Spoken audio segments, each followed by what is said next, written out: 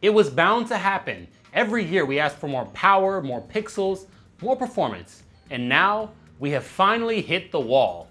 This is the OnexPlayer APEX, a $2,000 liquid-cooled Strix Halo powered 8-inch handheld PC that might just be the final boss of this entire scene.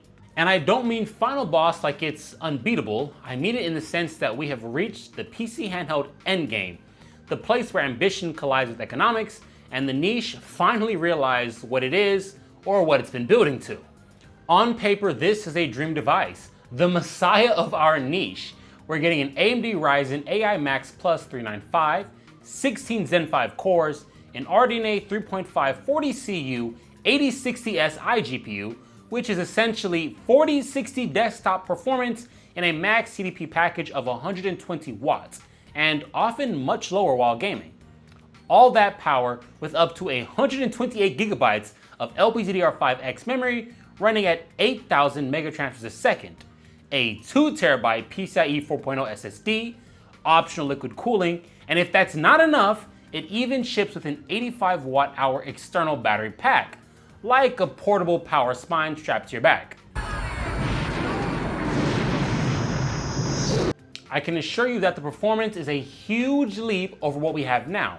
It feels like gaming on a device that was brought back from the future. I mean, we're getting such a huge jump that this almost doesn't feel like a handheld anymore. It feels more like a portable workstation just with thumbsticks. A sort of monument to the pseudo arms race that's defined the medium for the last several years. And the craziest part, it's not a one-off, or two-off if you're Team GPD. This is the new normal. Now, let's talk about it.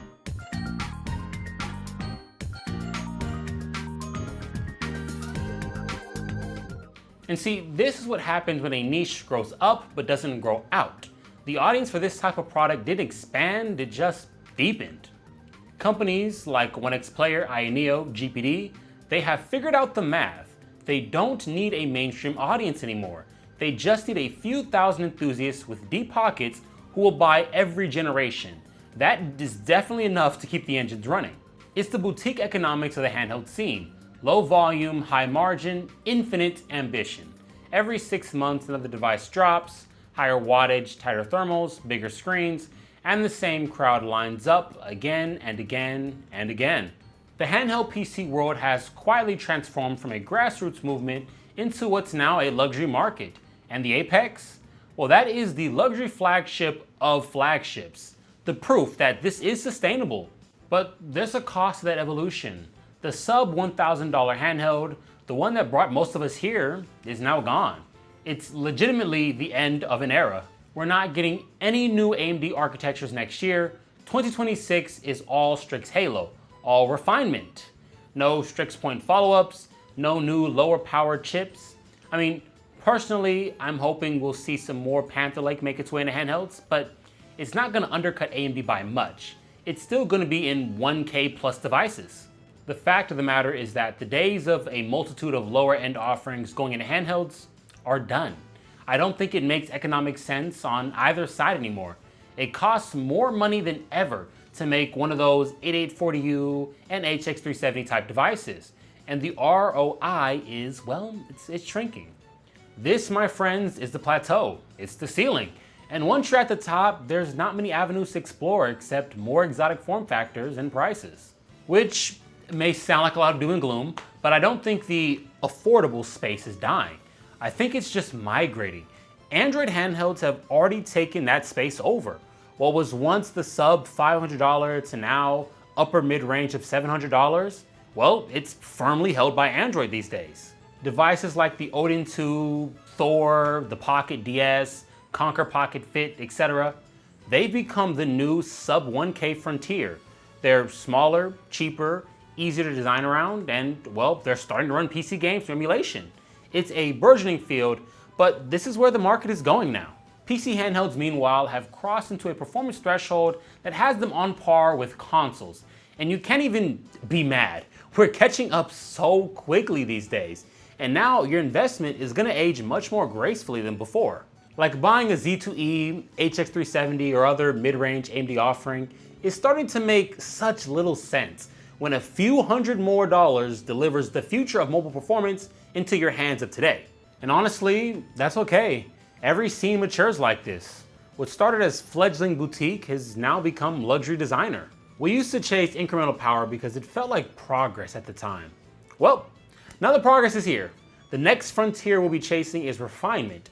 And refinement in this market, well, it costs some money. The OnexPlayer APEX is not an accident or the broad strokes of a company looking to chase whatever's popular. It is the culmination of 5 years of market evolution, from clunky prototypes on IgG to CNC milled aluminum bodies with liquid cooling apparatuses, and also on IgG. It's as William Gibson once said, the future has already arrived, it's just not evenly distributed yet, which my wallet would agree with. But instead of asking, why is it so expensive? Maybe the better questions are, how long can this last? Is this viable going forward? And is the market just gonna keep subdividing? Because if the current comfortable ceiling is $2,000, then the next question is, who's still climbing? And where else to? So for the interim, we're not getting new architectures, but we are getting new ideas. Cut down Strix models, cooler running designs, maybe even modular power systems. That's the grace in the plateau, the time to breathe, to refine, to make the tech better instead of just faster. And maybe, just maybe, that's what this moment is supposed to be, a pause, a chance to look at the machines we've already built and ask if they're enough. Because at some point, performance stops being the question and experience starts being the answer. So yeah, the OnexPlayer APEX cost about $2,000, but it's also the final form of everything we've been asking for. Every upgrade, every watt, every wish, all condensed into one ridiculous but beautiful object. The only question left is, now that we finally have it, do we actually want it? And if the campaign page is any indication, I would say the answer is a resounding yes. If you enjoyed this video, then please kindly do the YouTube things. I'd love to get an APEX in for testing and review, but alas, my internet thingy numbers aren't high enough apparently. But also stay tuned, because I've got some really exciting content planned for exactly in 23 days. So make sure you're subscribed because you do not want to miss that. But that is gonna do it for me. I'm the Silicon Foxx, signing off and saying ciao.